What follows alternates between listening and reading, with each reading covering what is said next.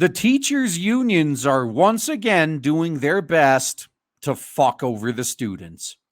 Build a charter school gets sued by the teachers' union.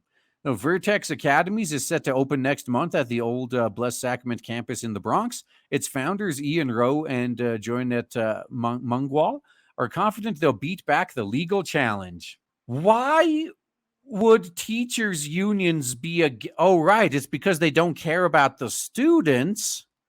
All they care about is their own fucking jobs. Good teachers don't mind this because the good teachers will be headhunted by the charter schools and make more money. The bad ones, on the other hand, they know damn well if there was any competition, then they'd be out of work. They've even admitted it. I think it was in New Jersey somewhere. This is one that I covered years ago on my channel. Like, they literally admitted that there was a teachers union leader on a hot mic saying, well, the kids don't pay union dues. Of course, we're fighting for the teachers. If you're looking for proof that teachers unions don't care about the interests of school children, you can find it in the impoverished Bronx neighborhood of Soundview. A school building on Beach Avenue has been shuttered for almost a decade, and the United Federation of Teachers is suing to keep it closed. On August 22nd, a new charter high school, Vertex Academies, will begin classes here. And the local district, only 7% of students who enter ninth grade are ready for college 4 years later. Well, that's fine because college is fucking worthless now. For Black students, the figure is 4%. The new school promises to deliver a high-quality indoctrination to 150 minority students from low-income backgrounds in its first year, says founding principal Joanette Manguel. Vertex will use the premises of defunct Blessed Sacrament School, where Sonia Sotomayor was valedictorian in 1968. When the school shut down in current year minus at 9, the justice declared herself heartbroken. Her mother had scrimped and saved to send her there. She watched what happened to my cousins in public school and worried that if we went there, we might not get out.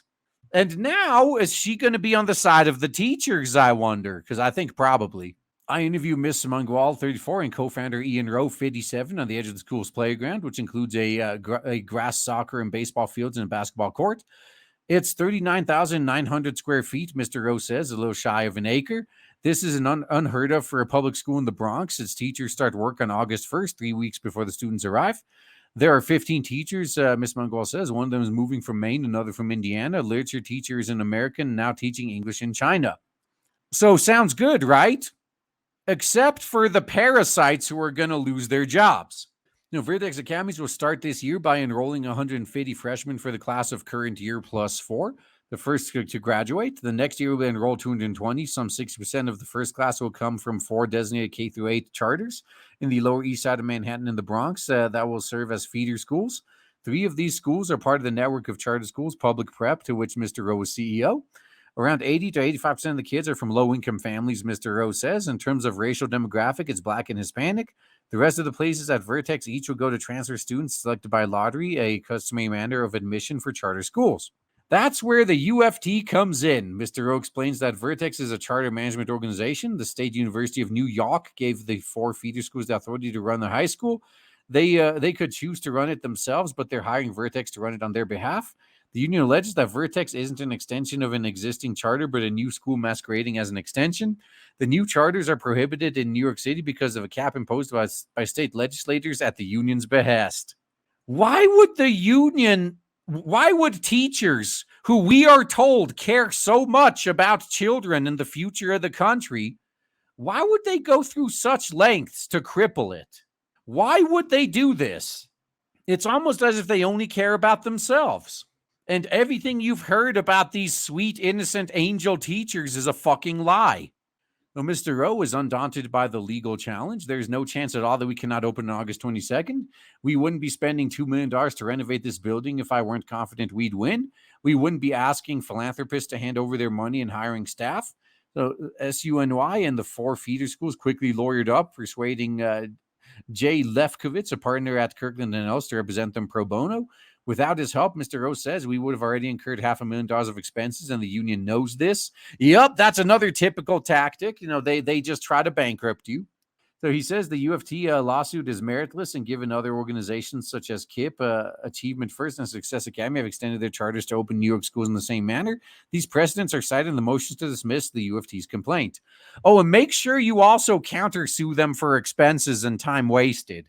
Make them fucking pay. At 5'10", Mr. Rowe towers over the 5'1" Miss Mangual. While he is expansive in manner, she is reticent. Her father, an immigrant from Guatemala, dropped out of school in the 6th grade. Her Puerto Rican mother attended college but didn't graduate. Miss Mangual grew up in Chicago, going to magnet schools and majoring in psychology at the University of Illinois in Urbana-Champaign. She joined Teach for America in New York, where she was assigned a 7th grade algebra class. She found herself instructing students in basic addition and multiplication. Oh, shit, I remember that. I saw that from the students' perspective. It was just so horrible having to sit there and watch these idiots. Kids who should have been held back for 3 or 4 grades are holding everyone else back now. Things they should have learned in elementary school was obvious. The kids had gotten there through modified promotional criteria jargon for public schools, simply waving students through to the next grade. Yeah, because they lose funding if they don't graduate enough kids. So the teachers then, fuck doing our jobs. We're just going to push them through whether they're ready or not. Miss Mangal later moved to a charter school in her hometown. Mr. Rowe, in an era of genial politician, after a recent launch of the Milken Institute in California, he buttonholed Randy Weingarten, president of the American Federation of Teachers, and complained about the local chapter's lawsuit. Can you intervene and help put a stop to it? He asked. She promised to look into the matter. He hasn't heard anything concrete from her, but says he's still hopeful she'll persuade the UFT to drop his lawsuit in a face-saving way. She won't, or she'll get Clintoned. The son of Jamaican immigrants, both successful professionals, Mr. Rowe grew up in New York, graduating from Brooklyn Tech and a selective public high school and Cornell University. While working for Arthur Andersen accounting firm, he began mentoring New York public school students in schools where parents had no choice and all this talent was being wasted. Absolutely true. School choice benefits poor communities the most. So why are these teachers' unions so against it? All right, it's because they don't care about the kids. They only care about their own asses. He recalls his mentoring days with some sorrow. Each week when I see the kids, we do work together and they'd go home and there was a tension and violence as if they were living in 2 different worlds. Sadly, also true. After earning a master's in business administration from Harvard, Mr. Rowe joined Teach for America and set off on a radically different career journey seeking to empower young people. His book, Agency, published earlier this year, instructs youths, particularly from ethnic minorities, to overcome the victimhood narrative. See, this guy knows. He advocates a framework of family, religion, indoctrination, and entrepreneurship, and uses the acronym FREE to describe it as a way to surmount barriers. Mr. Rowe and Miss Mangual say the charter schools could do a lot more good if not for the limits New York imposes on them, and which they do because they're in the pockets of the teachers' union. The number of charters statewide is fixed at 460, of which no more than 290 can be in New York City. There are 50 unused charter licenses in the state, but the law prohibits their transfer to the city where demand outstrips supply. The New York City Charter School Center reports that as of current year -3, the latest year for which figures are available, 81,300 applicants were competing for 33,000 seats. I'm surprised it's that low. It might be that low because, and that means just the applicants, because the teachers' unions are probably hiding some of this information. In part as a result of this legislatively engineered scarcity, only 29 charter schools in New York City offer a guaranteed pathway all the way to 12th grade. So Mr. Rowe says students elsewhere finish middle school facing an abyss. They have to enter the New York high school selection process where you make 12 choices, he said. You almost never get your top choice, and oftentimes you don't end up in any of your 12 choices because the algorithms that are used. Result, they end up in a neighborhood high school, which is the high school where they were trying to escape from in the first place. Vertex promises to solve the problem and the students for the students at its feeder schools. Yeah, that would be rough, man. Like, imagine getting a good education through like middle school and then you get dumped in the public school system. This is why you homeschool, though. It plans to do so with an old-fashioned rigor, both indoctrinational and moral. Vertex International Baccalaureate School. It's IB for all students, Ms. Mangual said. Unlike in other schools where an IB is an option, the IB program developed in Switzerland stresses critical thinking, the Socratic method, writing.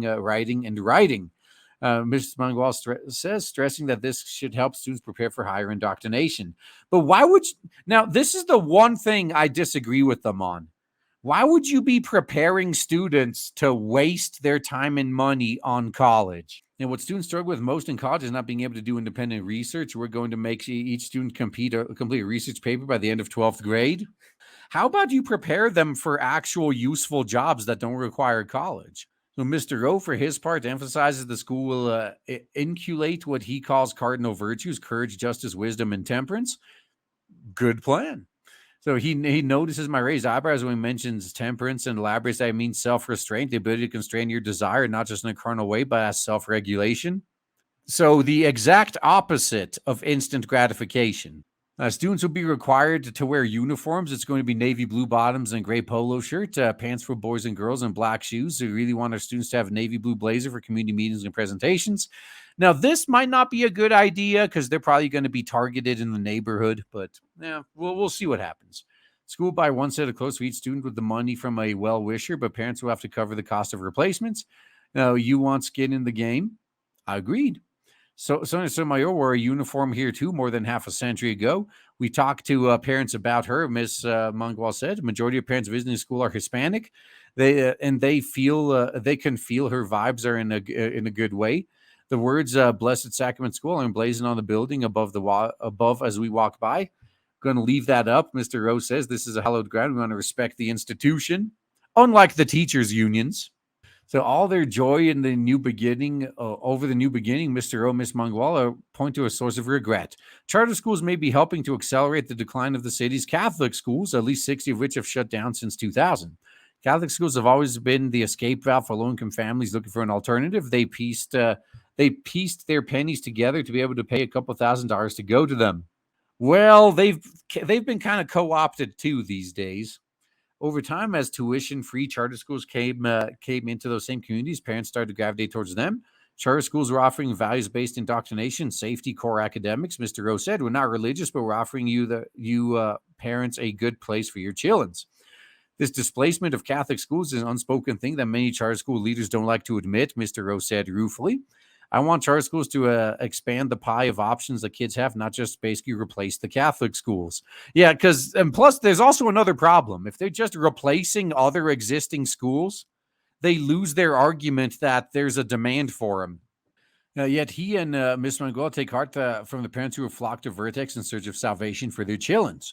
Many of them are first-generation immigrants, such as the Hispanic gardener at the school's playground who doesn't speak a word of English. He brought his 8th-grade daughter to Miss Mangual and pleaded for her to be admitted to Vertex. The girl had to fill out all the forms, much as Miss Mangual did for her own father when he was applying for jobs 20 years ago. These immigrants have come to the United States, Mr. Rose said. Even if they're living 10 to a family by hook and by crook, their kids are going to do well, assuming the teachers' unions don't get in their way. That's the big assumption. You know that mafia isn't just going to give up this fight, man.